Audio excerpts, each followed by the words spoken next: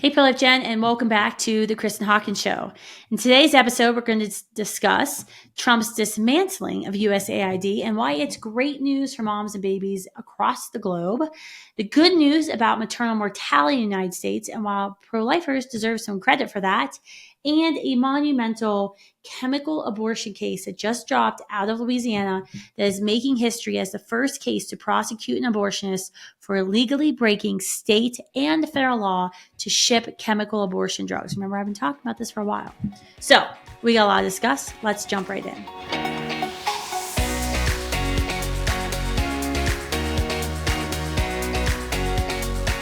Now, a lot of people in Washington, D.C. are losing their minds because President Trump made some huge moves to drain the swamp by shutting down USAID, which is under the State Department. If you've never heard of USAID until now, it stands for the U.S. Agency for International Development. It's an independent agency that was created to administer our foreign aid funding, which is a lot. The problem is USAID has been squandering billions of dollars for decades on nonsense. And you guessed it, they've been sending big paychecks to big abortion. I'm going to give you a few reasons why shutting down USAID was a win for life. One of the reasons I need to get some more links for you on this is, I don't know if you remember back in the about 2012 era, President Obama, we actually saw the government of Kenya was creating a new constitution. And the rumor was, and I had to find some sources to verify this, that our State Department forced Kenya to put abortion in their constitution as a prerequisite for receiving continued foreign aid. This is the type of power that our government agencies have over countries that are poor, that are suffering. But I want to go over some other reasons. Shutting down USAID ends taxpayer-funded abortions abroad. Now, you may be asking yourself, wait a minute, we were funding abortions across the world? Yes, we are. Through something called the Helms Amendment, which basically is like the Hyde Amendment, which is supposed to prevent U.S. tax dollars from funding abortions in Medicaid in the United States. The Helms Amendment is supposed to be the international version of Hyde, prevent our taxpayer dollars from funding abortions. However, for years we've known there has been loopholes. And during the Biden administration, during the Obama administrations, executive orders were written and issued that basically said, yeah, we're not going to listen to the Hyde or Helms Amendment again. So we know under USAID funding, we have been giving money directly to groups like International Planned Parenthood Federation, MSI Reproductive Choices, formerly the Marie Stopes International, which is, was the leading abortionist of the UK, Pathfinder International, the Population Council. Do you want to bet what that's about? United Nations Population Fund, eugenicist. If you follow abortion and, the pro-life movement closely, all of those names kind of are bad news. MSI Reproductive Choices, Marie Stopes International, the group reported publicly that they relied on USAID funding for 17% of their total income under the Obama administration. 17%. Adding that the United States pulling out the USAID fundings mean they have an $80 million funding gap. And that was over the last 3 years of President Trump's term, of them whining publicly that they weren't getting U.S. tax dollars to kill babies. Now, remember, funding groups that provide abortion to do other things is just another way of subsidizing abortion. We're going to hear this a lot in the coming battles with why we need to debar and defund Planned Parenthood here in the United States. A lot of people will say, CNN, MSNBC, if anyone still watches them, will say, but the Hyde Amendment's back in place. Taxpayer dollars aren't funding abortion. All of this money is fungible. You have one bank account. I think I've gone over this before. I think we made some cute videos about it before. You have one bank account. Grandma gives you $50. Your parents give you $50. And your grandma says, you have to use this money for books and for school. And your parents say, use them $50 for whatever you want. You put both $50 in the bank account. You have $100. Math, I know it's hard for some people. You can use the money however you want. Maybe you have a contract that says you do with your grandma that you won't do it. But how do you know the $50 your grandma gave you is the $50 that you're going to use to buy books and it's not your parents' money? It's all fungible because it all goes into the same bank account. And I know that's probably too simplistic of a definition for my astute audience. You all are smarter than me, but just think of it this way. We give Planned Parenthood money to operate, right? They can use that money to shovel the snow out of their parking lots, repave their parking lots, pay the electricity for their building, pay for the receptionist, pay for the phone answering service. Now, do those things directly commit abortions? No, but they allow an abortionist to continue to operate. This is why it's really bad to give any money at all to abortion agencies. Next point. Shutting down USAID stops the global pro-abortion lobbying. As I gave you that example of Kenya as like to show you the power of USAID, this is what we've been doing for years. We've been giving our taxpayer dollars and putting them in the pockets of international abortion lobbyists that we then pay to travel across the globe to promote abortion. Abortion activists really love Africa, where large families are often a very welcome way of life. For example, PEPFAR, the U.S. President's Emergency Response Plan for AIDS Relief. This was a President Bush thing. President Bush too. PEPFAR is a huge funding program within USAID and HHS that's been known for doing good work fighting AIDS, right? We're pro-life. We don't want anyone to die of AIDS.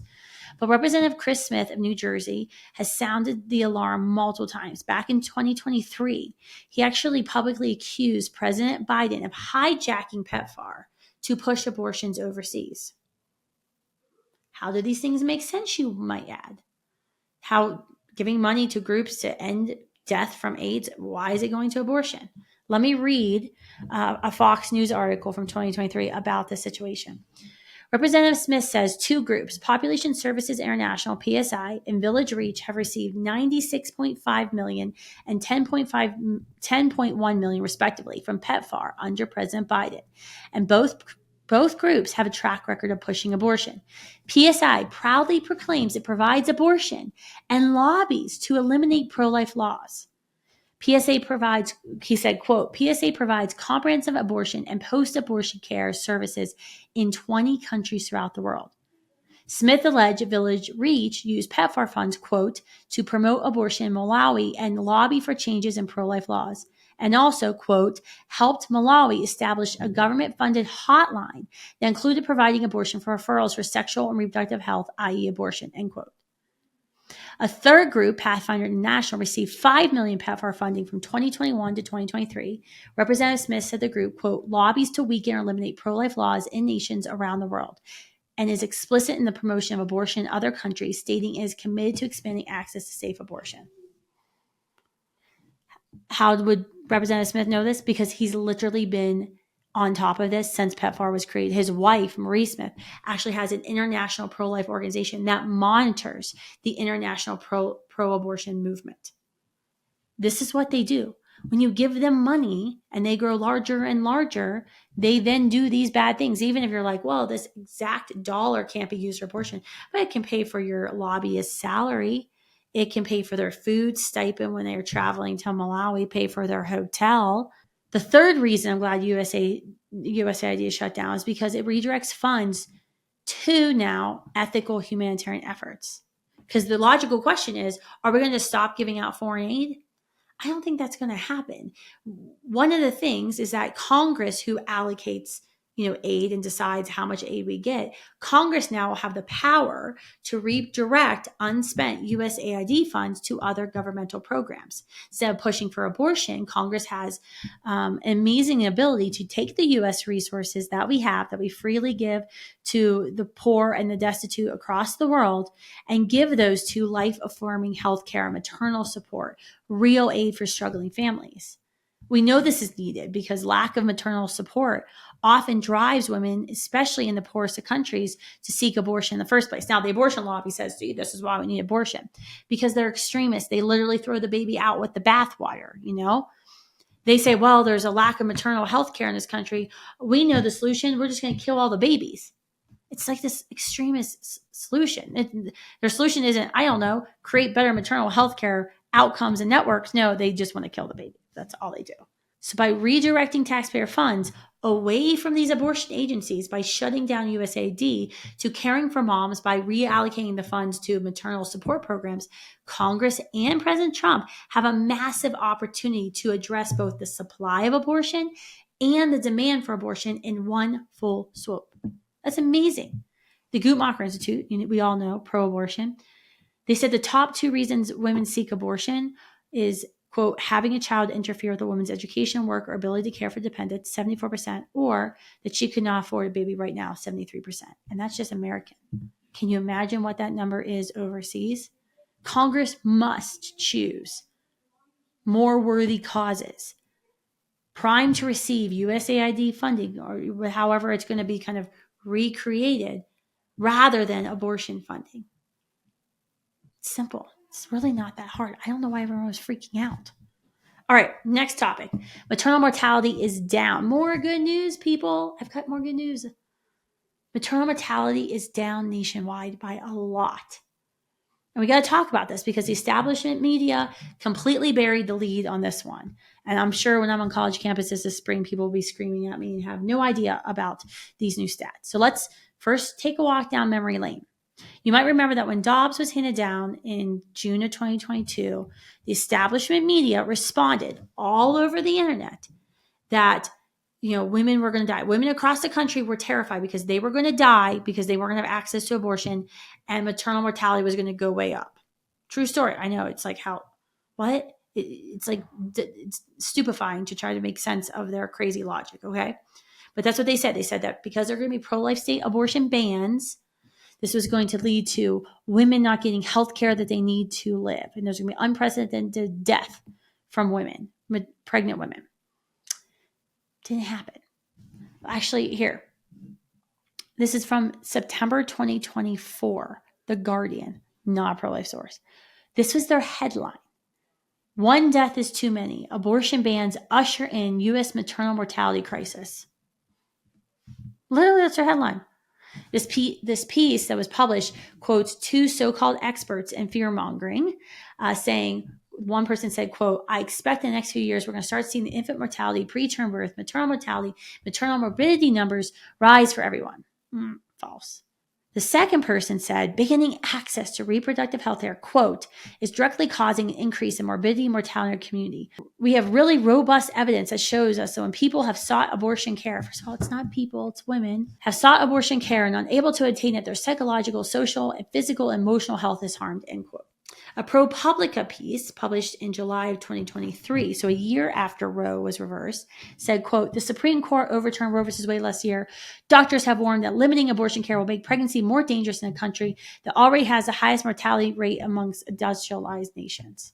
Well, all those people are liars, and they've been proven wrong. New data released by the Center for Disease Control revealed that the first full year after the Dobbs ruling, so 2023, maternal mortality went down by a whopping 17%.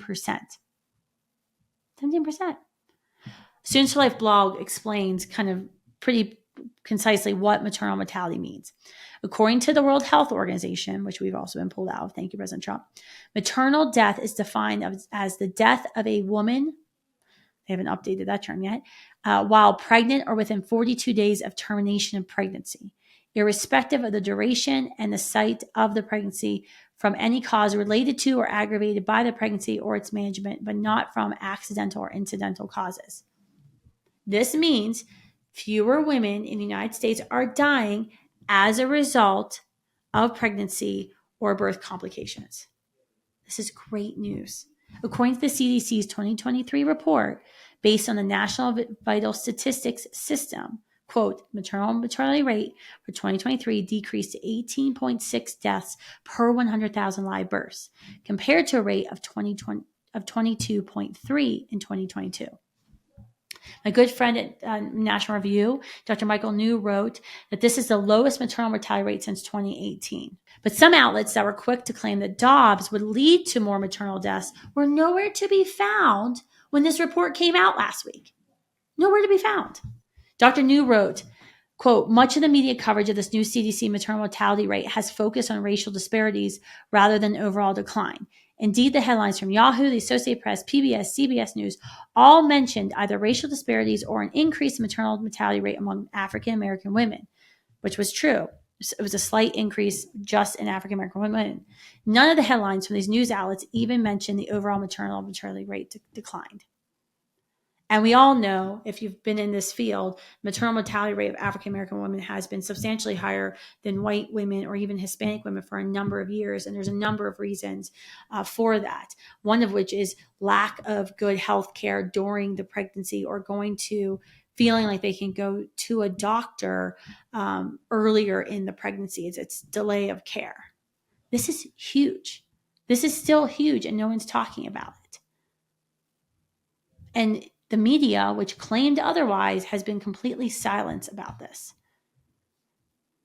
I feel like if the mainstream media wanted to be honest, they would have to report about this and say, wow, this is actually a good thing. But they don't. They've been caught lying. They don't care. And I think it just shows you that they don't care about women. They don't care about the real effect of abortion laws on women, these restrictive laws on women. They don't care about how abortion harms women at all. We've already known this. All they care is about advancing their radical agenda of abortion whenever, wherever, and taxpayer funded. That's all they care about. Breast cancer has been linked to abortion. Risk of preterm birth in future pregnancies has 100% been linked to abortion. The immediate complications of abortion that can be fatal are sepsis, perforation, hemorrhaging. Anyone remember poor Amber Thurman, who died this year of an incomplete chemical abortion, that the abortion lobby tried to blame the pro-life movement's laws in Georgia as the reason, not the fact that she went to North Carolina, wasn't seen by a doctor, didn't have an ultrasound, had no follow-up care because of the Biden-Harris reckless decisions and their FDA to allow anyone to have access to chemical abortion drugs with no follow-up whatsoever. No one blamed Biden-Harris FDA for killing Amber Thurman, being partially responsible by, irresponsibly getting rid of all the FDA common sense REMS, risk evaluation mitigation strategy on chemical abortion to make sure no woman died. The Biden-Harris FDA did that because they got rid of the REMS because they wanted more abortion, and they didn't want safety to ever be an impediment to access to abortion. To the abortion lobby, access is always number one. It's not safety. All right, last topic I want to go over today. This is going to be a deep dive into a developing story you may have seen or read about Louisiana, and it has a lot of layers. So I'm going to go through it. What allegedly happened in this case is horrific, and the legal fallout has been fascinating, and the future implications are big, like Supreme Court case big. This is long and short of it. The New York abortionist and a Louisiana mother/grandmother have been indicted by a grand jury in Louisiana. They have been charged with felonies because prosecutors are alleging that they committed an illegal abortion on a minor. So, the Louisiana prosecutor, Tony Clayton, said that a New York abortionist, Margaret Carpenter, runs a mail-order abortion pill business called Nightingale Medical.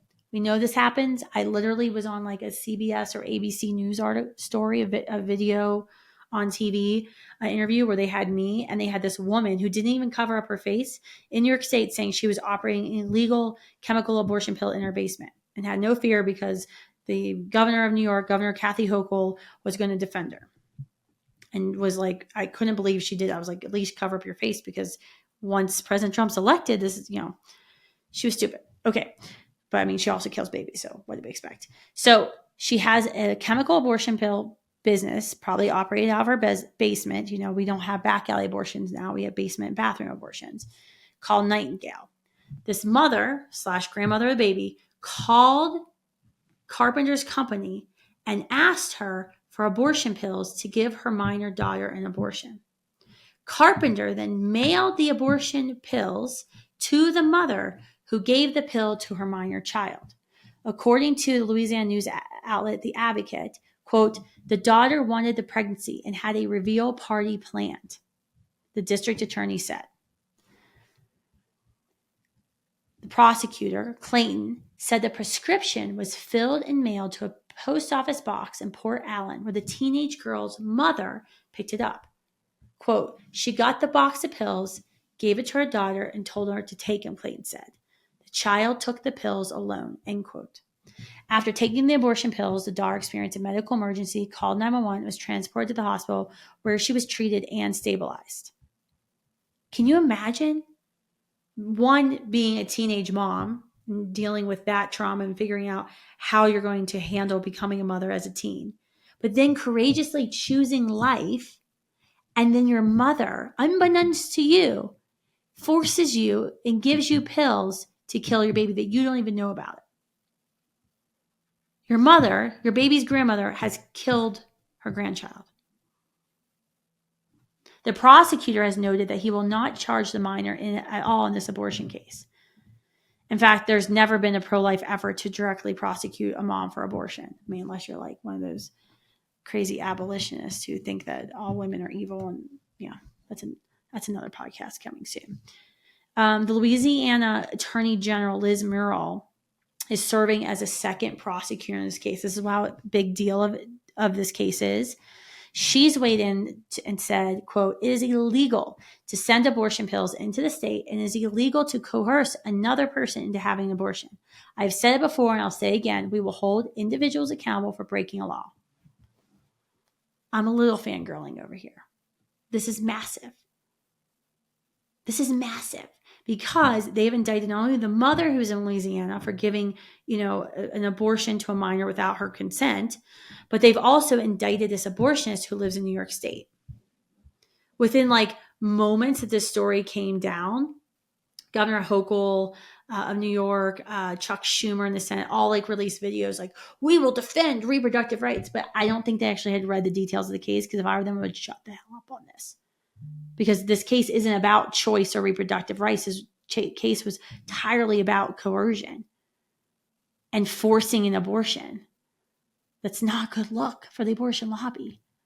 This minor young girl was victimized by her mother. Her baby lost its life because of what this mother and this abortionist has done. If you want to go to Students for Life's blog, we have a great blog piece called "A Constitutional Crisis Emerges from the Biggest Parenting L." This is important because not only is this case, in getting justice for this little girl, getting justice for her baby is important, stopping the illegal flow of chemical abortion pills from pro-abortion states to pro-life states. It's setting up a constitutional crisis. And many believe that the abortion lobby actually wanted to trigger this constitutional crisis. With this makeup of the Supreme Court, I don't know why they would do that, but, they kill babies. So why they do a lot of things kind of goes above me. But this is a constitutional crisis because Louisiana is a pro-life state. New York's a pro-abortion state. The New York governor, without even knowing the details of the case, clearly is defending this abortionist from violating the 1890 Comstock Act, which prevents the illegal shipping of abortion-related materials via the mail. So not only is this abortionist violating the Comstock Act, federal, this abortionist is also violating Louisiana state laws, and this abortionist gave an abortion to a minor without her consent. It's a legal battle. It's going to be epic. You're going to hear about the Supreme Court. Definitely a crisis, a constitutional crisis in the making. I want to read from you something from our blog. We said, in the U.S. Constitution, the full faith and credit clause demands states respect other states' laws. It's one thing you learn in Constitutional Law 101. It reads, full faith and credit shall be given in each state to the public acts, records, judicial proceedings of every other state. And then Congress may by general laws prescribe the manner in which such acts, records, and proceedings shall be proved and the effect thereof. This is huge, cataclysmic for a state to announce they have planned to violate the laws, and they're encouraging, Kathy Hochul in New York, others in their state to violate the laws of another state. But no one has cared about this. The Biden-Harris administration and DOJ actually encouraged this. Now this issue has really come to light, and we actually have seen it come to the forefront because attorney generals attorneys general, sorry. Fun fact, when you're doing plural of AGs, it's attorneys general. Attorneys general have opposed sterilizing children, right? Sterilizing gender care when one state tries to shield people from, from those who acted. So you've actually seen AGs starting to fight amongst themselves saying, no, your sterilizing gender care is not welcome in my state. You're harming the people in my state who I've been charged to protect. The abortion lobby calls the efforts to block prosecution from the shield law. So like New York's like, we have a shield law where we're going to shield anybody in our state who's willing to end human life via abortion or sterilize kids with gender confused kids with wrong sex hormones. They call it shield law. So you'll hear this a lot. They're like, ooh, we have shield laws in our state. But does that really shield you? If your state passes a law and says you'll be protected, but Louisiana says you've been indicted for murder, it's fascinating. This is going to play out for a while. If the New York law says that abortions are protected from prosecution for engaging in abortion, and Louisiana's law says that abortion drugs are not allowed to be shipped and used in the state, whose law wins? Whose law prevails? Louisiana's legal minds say there's no justification for New York to violate its laws. And while Louisiana just might have the most pro-life prosecutors in the whole of the United States of America, now they're going to be taking on the most radical pro-abortion legal activists in the nation in New York State. Governor Hochul in New York State actually recently declared, quote, reproductive freedom will always be protected in the state of New York, and I'll never back down for this fight. I'm taking actions to strengthen protections for healthcare professionals and our patients, ensuring New York is a safe haven for anyone providing or receiving reproductive care. At a time when fundamental rights are under attack across the country, we are doubling down our commitment to safeguard access to reproductive health care and defend those on the front lines of this battle. But Hochul might soon be finding out that she can't mail her abortion advocacy into a state that doesn't want it. And it's because of the courage of the Louisiana state leadership in passing laws at the legislature and now defending those laws in the attorney general's office, the governor's office, the dangerous pill pushers like Margaret Carpenter may be finally held accountable. The Texas attorney general, Ken Paxton, is also suing her in another civil case out of Texas. Maybe this woman thinks if she just never leaves the state of New York, she'll be okay. I don't know. We are eagerly waiting to see what happens in this case. But my hope is the abortion industry will start to realize that their days with acting with impunity are absolutely over, that they can't continue to flow and ship illegal abortion drugs into states that have said no to them, that said, no, we want to protect our preborn children. They need to be held accountable. And now we finally have some common sense at our Department of Justice and the state houses across the country and AG and governor's offices, where we may finally see some real progress to make complete abortion-free states a reality. Is this what we absolutely want and where our end goal is, to have some free to be born states and free to kill states? Absolutely not. But it's an important step on our way to getting there. I want to thank you all for joining me for today's episode of Kristen Hawkins Show. Make sure you subscribe and follow along for more discussions with us. I know I'm talking at you, but I kind of feel like we're having a conversation. I hope at least you feel that way. If you want to hear from me daily about pro-life news that you need to know about, and trust me, there's been so much pro-life news. I'm not sick of winning. I'm exhausted from it. Join my personal text line. You can just text Kristen, Kristan, to 53445, and you'll get a daily text from me. I approve it, write it every day, send it out. Next week, I'll be back, same location, and I hope you tune in. Have a great week, and don't forget to keep speaking out for the most defenseless and the voiceless. Thank you.